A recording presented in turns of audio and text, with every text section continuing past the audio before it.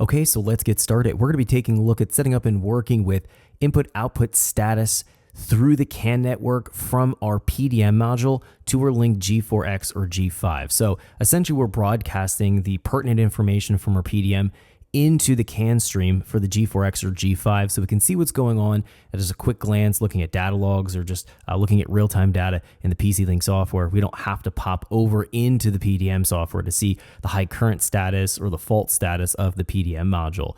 We're also going to be taking a look at how we can set up ADIO, the channels on the PDM, so that we can bring in an analog input to the PDM and then broadcast it out through CAN and use it on the G4X, G5 side of things in the PCM Link software. So it's fairly simple. First thing we want to do here is jump into the PDM Link software. And we've went through a bunch of tutorials at this point. If you skipped over them, we're just going to quickly go through in the tutorial here how to set things up in the CAN network between our PDM and the Link G4X or G5, so the PC Link software. So I have both software open right now on my laptop. We have the PC Link G5 software here, and then we have the PDM Link software here. So let's start off on our PDM Link side of things. We're going to go here into our Start menu, and I have the PDM setup window open here. We can see what's going on. This is the status of the input and outputs and how we've assigned things.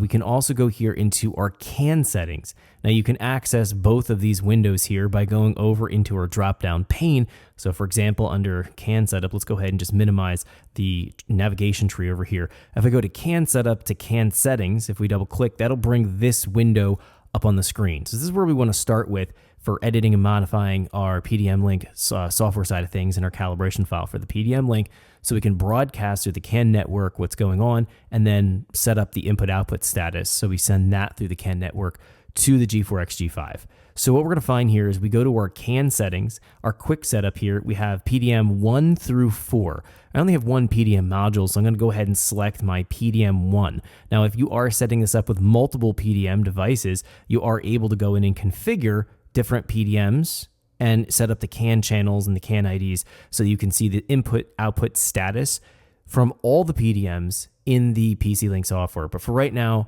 we're just focusing on setting this up just for one PDM module.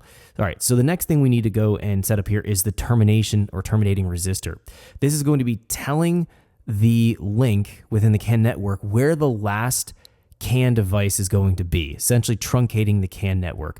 This is important so that it doesn't create any kind of odd CAN networking problems between the devices that you're using. Now, the way I have things set up here on my particular vehicle and my wiring, I have a Link G5, then I have my Link CAN keypad, and the last device in the CAN network is my PDM module. So I'm going to turn on my terminating resistor. This is just good practice within the CAN programming and the CAN configuration. So I usually set my PDM modules as the last module in the CAN network as I'm wiring everything up. The next thing we have here is our bus data rate. This is going to be our communication speed on our CAN bus. Now this is set right now to a default of 1 megabit per second. You can change this. All of the CAN devices on your CAN network have to have the same bus rate speed. We've went over this in the other tutorials. Because we're working with all Link devices, they're going to be defaulted to 1 megabit per second out of the box. So the PDM module, the CAN keypad, and the G5, G4X should all be set to 1 megabit per second. I'm going to stick to that. I'm not going to change it. I don't have another device on the network that has a different communication speed. So we're going to leave it at 1 megabit per second. The next thing we're going to do here is jump into our channel summary. We're going to go here to the label under the CAN channel, under the mode. We're going to be changing this to CAN function. The CAN ID, we're going to set this to 500. This is going to be establishing the broadcasting and talking between the PDM module and our Link G4X, G5. The next thing we have here is our standard format. We don't want to change that from standard. And the TX rate here, we don't need to worry about. So we've essentially right now established on the PDM side of things the CAN communication. The next thing we need to do is move into our PC Link software so we can make sure that we're accepting this CAN ID here of 500 and we have them set the same so they're going to be broadcasting and talking to each other properly. Let's go look at that real quick. So if we jump in here to our PC Link software, if we go into our CAN bus window here, we can go to our little wrench icon, double click on this, and it brings up our CAN setup window. Now we want to move into whichever CAN communication network you're working with. I have it set up on my CAN 2 for my Link G5. So let's go ahead and set up here on CAN 2. The mode should be user defined. The bit rate or the communication speed, 1 megabit per second. The OBD is going to be off. Now, in the data channels, I have my Link Razor PDM here as my first channel. Then I have the mode set to Link Razor PDM in the dropdown, simple enough. Then we have our transmit rate here. This really should be at 20 hertz. I had it at 10, it'll still work, but let's set it at 20.